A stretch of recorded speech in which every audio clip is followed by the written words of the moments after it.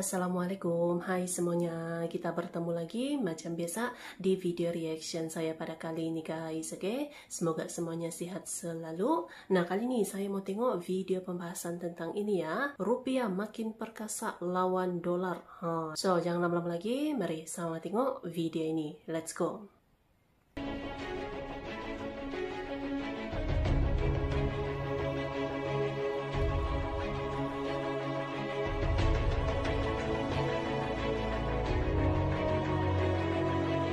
Halo friend, kembali lagi di Amanda Channel. Ini ada berita gacor. Ini para buser-buser Indonesia gelap muncul dong, ya kan? Kemarin kan para buzzer Indonesia gelap yang sering ngebom komen ya. Sekarang ente bilang Indonesia gelap, tempeleng ente sama Pak Prabowo, ya kan? Kenapa Min? Ya, jadi usut punya usut ini, dolar ini sudah nggak bertarung lagi ya. Rupiah perkasa balik tempeleng dolar, brand, ya kan? Jadi luar biasa, rupiah menguat di 16.400-an US ya. Hapus perlemahan sejak kisruh tarif ya. Jadi pengaruh Trump udah hegemoni Amerika Serikat. Sorry ya. Ya kan, sorry ya. Yang Indonesia gelap, ente gak digaji para buzzer ya. Seperti itu. Nah, usut punya usut, ini rupiah menguat tajam pada perdagangan di pasar spot Jumat kemarin ya. Sampai hari ini setelah mengawali transaksi dengan penguatan ya. Penguatan rupiah yang tajam hingga menyentuh di level 16.400 US per dollar, menghapus seluruh pelemahan yang terjadi selama periode turbulensi pasar akibat jatuhnya vonis tarif Presiden Amerika Serikat Donald Trump sepanjang bulan lalu ya. Jadi Donald Trump teriak-teriak bagaimanapun udah gak ngaruh ya. Jadi mudah-mudahan bisa distabilkan di angka ini ya, 16.000, 16.400, pokoknya di bawah 16.500 lah, itu udah stabil banget ya. Level rupiah tersebut juga menjadi posisi terkuat rupiah sejak 18 Maret lalu, dan bisa kalian bayangkan dah 2 bulan ya.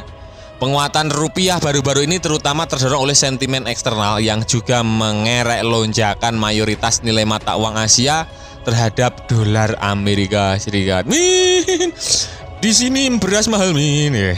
Banyak yang komen gitu. Dolarnya bagus tapi berasnya mahal. Siapa bilang ya?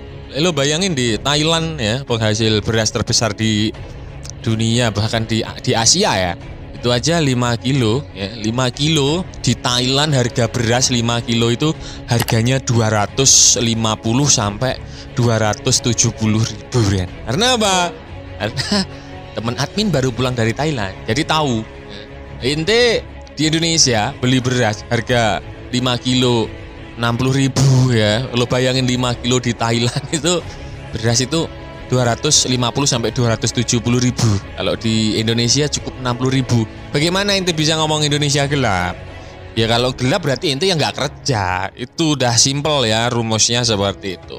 Nah, respon Tiongkok terhadap upaya negosiasi yang tengah dibangun Amerika Serikat yang merupakan respon positif pertama Beijing sepanjang perang dagang memanas memberi optimisme terhadap pasar global bahwa tensi ini mulai dingin ya. Dingin ya.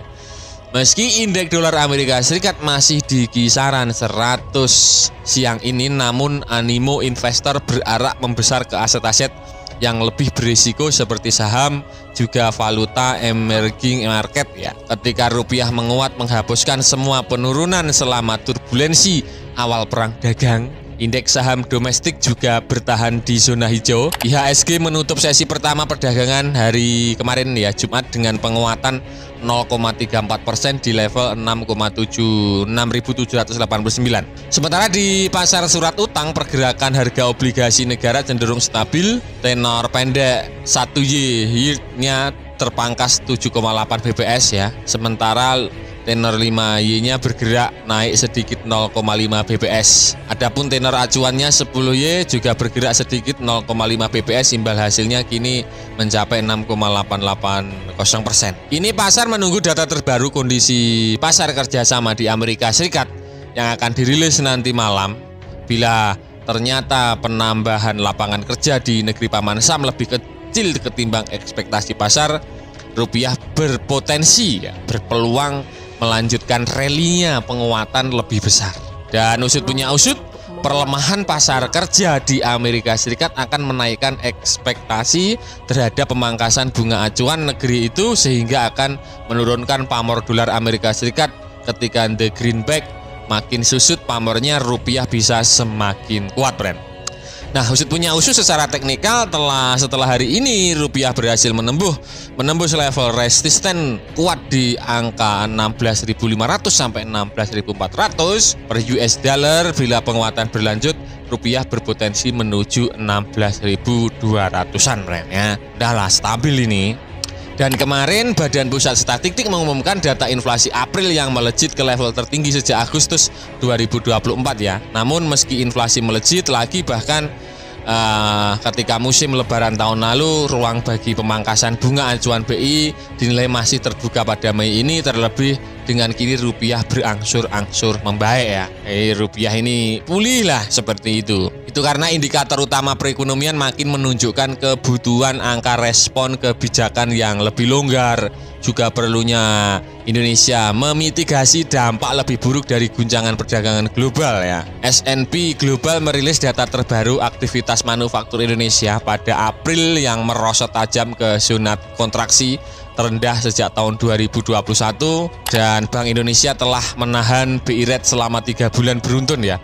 Terakhir kali pemangkasan bunga acuan dilakukan adalah pada bulan Januari yang mengejutkan pasar. Ditahannya BI rate terutama karena rupiah yang masih terancam di kala itu, perlawanan akibat arus keluar modal asing yang luar biasa besar terutama di pasar saham. Dan dengan demikian, kabar terbaru ini rupiah mulai membaik, Bre. Peluang penurunan bunga acuan untuk mendorong perekonomian lebih maju jadi lebih besar seperti itu. Jadi ente jangan bingung lah, dolar masih 17.000 ya kan. Bahkan ke 18.000 pun kemarin itu sebenarnya nggak terlalu bermasalah. Emang paniknya aja gitu loh. Kecuali kalau dolar menembus sampai 100.000 per rupiah itu memang bahaya, nah, seperti itu. Dan usut punya usut ini para ekonomi ya memprediksi ini rupiah ini akan terus rally menguat ya.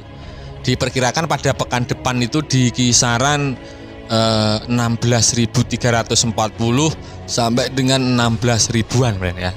Jadi 16.000 lebih dikit lah penguatannya sampai segitu jauhnya ya.